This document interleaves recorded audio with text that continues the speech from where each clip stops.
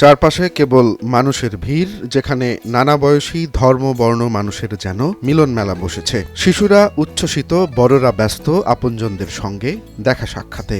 সকাল থেকে রাত উৎসবের এমন রঙিন আবহে যেন থমকে গেছে সময়। এমন আনন্দ ঘন পরিবেশেই অনুষ্ঠিত হচ্ছে ভাদুঘরের ঐতিহ্যবাহী বান্নি মেলা। আমি ঢাকা ড্যামরা পাইছি এই বাদুঘর বামুনবাড়ি বিশ্ব রোড আসার পরে পকেটে টাকা পয়সা নাই,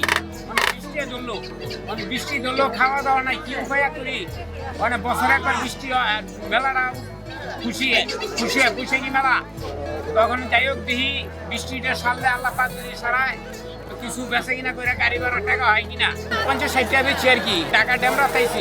বান্নি মেলার শিকড় ছড়িয়ে আছে শতাব্দী প্রাচীন ইতিহাসে। মনে করা হয় সম্রাট আকবরের আমলে খাজনা আদায়ের সুবিধার্থে গ্রামগঞ্জের জমায়েত হতো। সেই জমায়েত থেকেই রূপ নেয় আজকের এই মেলার। আবার কেউ কেউ মনে করেন গঙ্গা স্নান উপলক্ষে বারুণী স্নান থেকেই বান্নি মেলার সূত্রপাত হয়েছে। ধর্ম বর্ণ নির্বিশেষে এই মেলা সবার, এটা বাদুঘরের ঐতিহাসিক মেলা।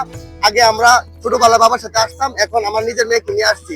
মেলায় প্রবেশ করতেই দেখা যায় নানা পসরা সাজিয়ে বসেছেন দোকানিরা। শিশু কিশোরদের আনন্দ আর তরুণদের উচ্ছ্বাস চোখে পড়ার মতো। বড়দের স্মৃতিমগ্নতা মিলেমিশে যেন এক অপূর্ব আবহ তৈরি করেছে ভাদুঘরে। মেলা জমে আমরা আজকে আসছি, ভালো আবহাওয়া, সুন্দর বাতাস আছে, মেলা অনেক সুন্দর জমজমাট, অনেক কিছু পাওয়া যায়, অনেক খাবার আছে, অনেক খেলনা আছে বাচ্চাদের, অনেক কিছু কিনলাম। মাশাআল্লাহ অনেক সুন্দর। বেচা কিনা তেমন বেশি নাই, বৃষ্টির কারণে পানি নষ্ট হয়ে গেছে। আমরা বসে রয়েছি, বেচা কিনা নাই, একটা কিছু খাইতে পারি না, কিনে পেটের বুকে শেষ।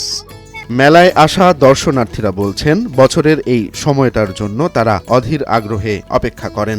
দোকানিরা জানান বিক্রি বাট্টাও ভালো হচ্ছে। ঐতিহ্য আর উৎসবের এমন মিলন মেলা দেখতে ভাদুঘরের বান্নির যেন কোথাও তুলনা নেই। ঐতিহ্যবাহী এই বৈশাখের বান্নিতে প্রতি বছরে আসা হয়, ছোটবেলা থেকে আসতেছি।